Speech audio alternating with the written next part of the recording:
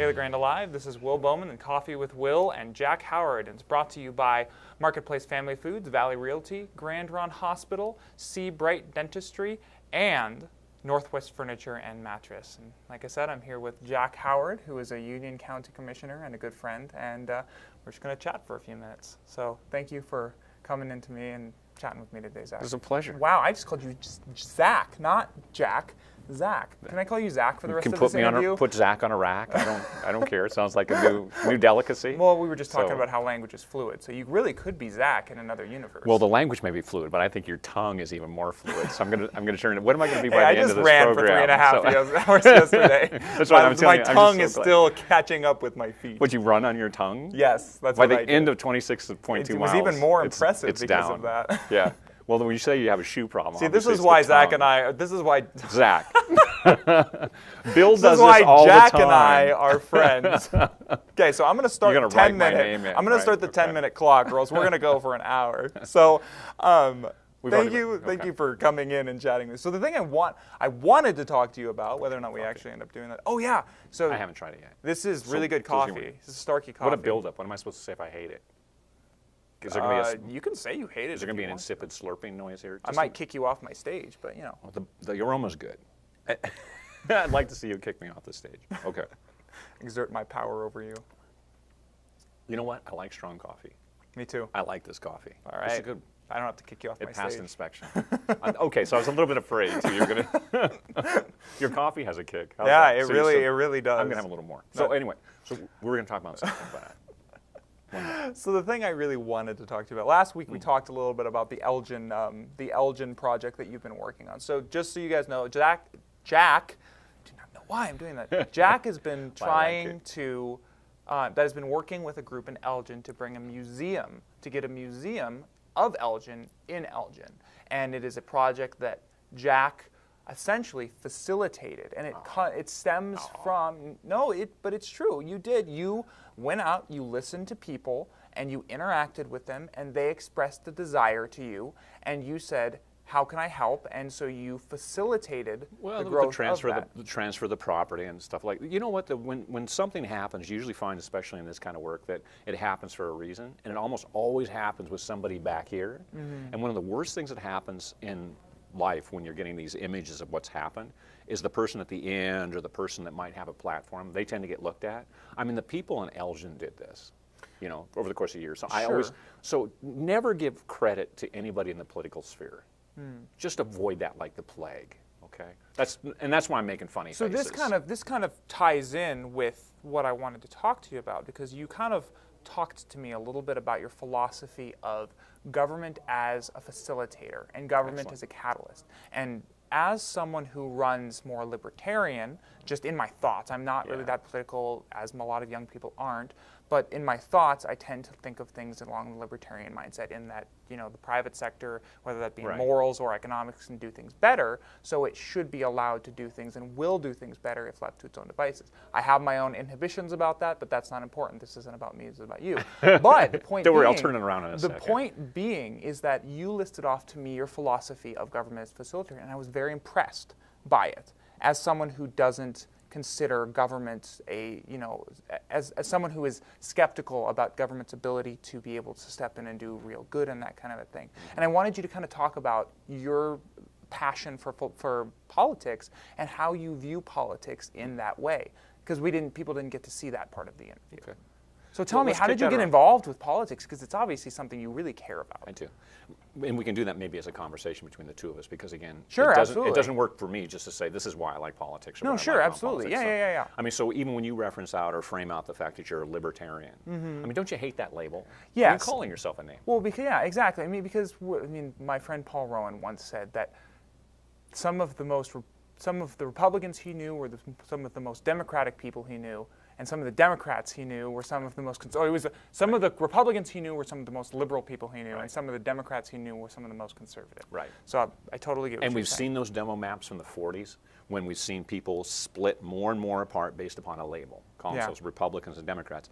So when we talk about politics, it's interesting when you say you're not necessarily into politics, or I wish I knew the exact phrase you used, but that means you are involved in politics, because politics is the body. I've got a friend that started a company 4 years ago, and it's called Politicast. And what it is, it's an opinion moving piece that uses cell phone technology. So he'll put out massive communication pieces through cell phones or short message servicing.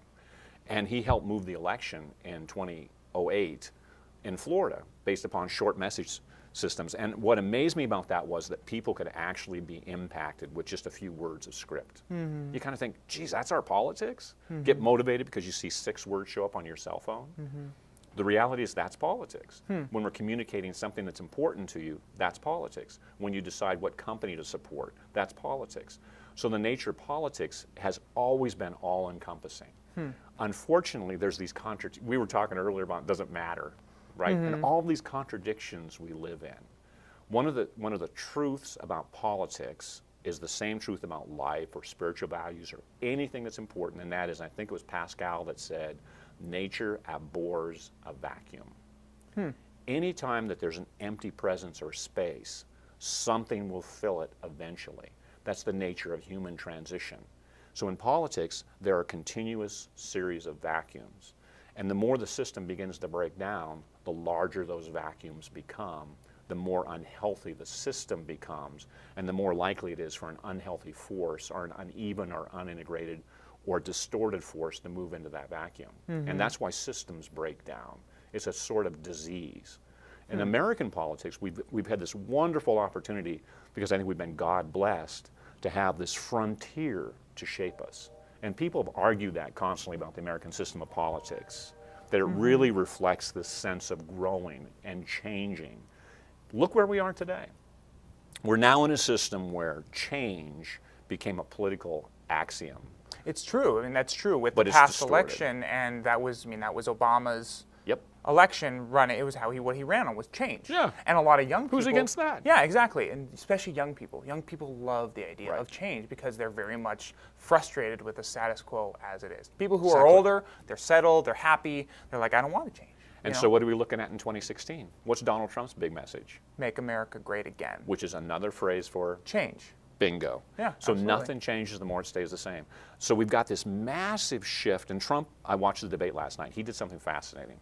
He said, people are unhappy in this country, and things are messed up, and everything's broken, and everything's bad. All right, so what are you going to do about it? Nothing, except call for change. Call for the change agent, and he's the change agent. So that's unhealthy politics, and I'm Yeah. rejecting that out of hand. Yeah. And what I love to do in an area where people are conservative, they immediately presume that means I must be a Clinton supporter. Last thing in the world. Last thing in the world, I had a mayor here, a local mayor, come up to me, and he was angry. And he knew my point of view was to endorse neither candidate. I liked John Kasich in the Republican primary, in part because the client I mentioned was working with his campaign manager. So I've got some connection to the Kasich campaign. But I'm a Democrat. And I also supported Sanders because there's zero chance I'm ever going to support or vote for Hillary Clinton. So that's the context of change for me, is I want real change. Okay, so yeah, tell me about that. How does that, so you are a commissioner, how do you try to enact change in Union County? Excellent, excellent. So I've got 3 priorities when I come in. I know when I was running for office, I was completely opposed to the destruction of the women's shelter. I thought that was wrong. It was egregiously wrong from a legal point of view and from a moral point of view. And I was very consistent when I was running for office that those 2 issues, legality and morality, can't be left out of the public sphere. And those arguments and those discussions weren't at the center of the discussion about the shelter. It was about, can we get it done fiscally? That was the wrong argument. When government becomes disengaged from the morality of a society, or in this case of our community, that government is going to become corrupt. They will create a vacuum that allows only power to come into it. That's my fundamental philosophy about what's wrong with government. What's right about government is when government goes back to the people and facilitates conversations and communications with those people, then that works. Government as facilitator. Exactly. So to facilitate those conversations, how do we do it? The marijuana prospect came up last year. So we had a vote, and by the way, I voted against retail sales of marijuana. I went to workshops after Oregon approved retail sales and learned about what was going to happen, learned about the economy of what was going to happen if retail sales were allowed to grow naturally in the state. And I came to the conclusion that we needed to study that. When I came back here, I also realized that there were a lot of people who are very upset at that side of the state. So this is a learning process, and my philosophy as a politician is to learn, listen, and lead. Those 3 things have to occur, and I don't believe our politicians do that now. I think they exploit distort, and borrow. Borrow money, borrow ideas, borrow from fear. So listen, learn, and lead. So the marijuana issue is a great example where a vacuum was occurring because we've created a vacuum where the state says one thing and Eastern Oregon says another. And so out of anger, people tried to push that issue away. We have to engage in a conversation with that. So rather than having the county take a specific position to ban retail sales in the state, my position was, why not send it out to the voters of the county? Why not what was called opt the vote, to allow voters the opportunity to vote on an issue that was pivotal? And the response was, no, we've already voted. See what we've got again. We've got people saying, no, that's what we did then, that's what we're going to do in the future. I'm afraid of change. Now, they were willing to fight for the right to be represented until it started threatening their sense of self-purpose again. And then I start seeing the democratic system breaks down when we don't trust the people. And we're electing politicians that won't listen to the people. They're afraid of all the people now. Because change is going to come. This society is changing in enormous ways right now. So go ahead and finish up and I'll bring us out. And unless we embrace those opportunities for change that involves all voices, we're going to start deciding who do we listen to and what's that value of that opinion. And that was what was so impressive to me when you were talking to me about that, was it was the first step with this Elgin Museum was you went to Elgin and you listened to people. You talked to people. You interacted with people. And there was a desire for this thing, and which was maybe not, you like Elgin, you enjoy Elgin. But it was a desire that was expressed to you by people who were already there. Well said. And so well said. that you decided that you would take that and you would run with it. And that was what was very impressive. It was the listening aspect, that it wasn't something that you had, it was a listening aspect. And there was that element. And then the other aspect that impressed me was you turned it back over to the people that was there, because you didn't try to do everything. You took it, you said, you got them invested, you got them a grant, and you said, now you guys make it happen. I'm glad you put it that way too, because I did want to touch on the three things that are important. So I come into office, there's three things I believe in. Number one is we need a new jail facility. And that jail facility is the core of corrections in our community. That's number one. Number two, I believe in fixing that golf course we've lost hundreds of thousands of dollars in. We need to fix that. And number three is poverty in Union County. Our rates of poverty are 18%. Those are my three focals in my job right now. And part of the reason is because those three things haven't been addressed in 20 years. And by listening to the people that work at the jail and the Sheriff Rasmussen, who's a wonderful leader, by looking at the golf course, and we're going to have a meeting in December to talk about some of the components of what people expect from that course, a real public discussion. And then poverty, people that haven't been brought to the table. It's too easy to look at the suffering people. I know people that rent in this county who actually have had sewage come up through the floors of their showers. That's inexcusable for us. It's not good enough. And we can do more, but we need to listen to these folks too. So there's three groups of people.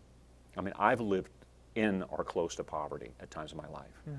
I know what it is to not be heard. And so at any time, if a politician isn't listening to some group that's bigger than just a donor or a business owner or somebody that's got special significance or political pull, I don't believe they should be in office. I believe you have to represent the people, which is, you're saying right now, to believe in them and to ask for opportunities to engage with them, to take responsibilities for themselves. People want that. They crave that today, to have more ownership. It's true. And it begins with being heard. We need to do that and demand it as something that's just basic to politics. And I'm demanding that. And I know I make some people uncomfortable when I say it that way, but I don't care what you label me. Call me a liberal today or a conservative tomorrow, a Democrat yesterday or a Republican tomorrow. I don't care. Forget the labels, because what I care about is being a Christian and being a fully humanized, heartfelt man who listens to people that have something to say. And I'm going to encourage them to have that platform. That's where I am. Well, I don't think I could have said it better than that. Ah. Thanks, LaGrand Alive, and this has been Coffee with Jack. Thanks for coming in and chatting with me, Jack. It's always a pleasure to see you. We could keep going. We could be here for an hour. Make Brent stay here for another 3 hours. So thank you guys Brent. for tuning in to LaGrand Alive, and tune in for more local content. This was brought to you by Valley Realty, Northwest Furniture and Mattress, Marketplace Family Foods, and Grand Ron Hospital. So thanks for tuning in. Stay tuned for more local content. I'm Will Bowman. Thanks.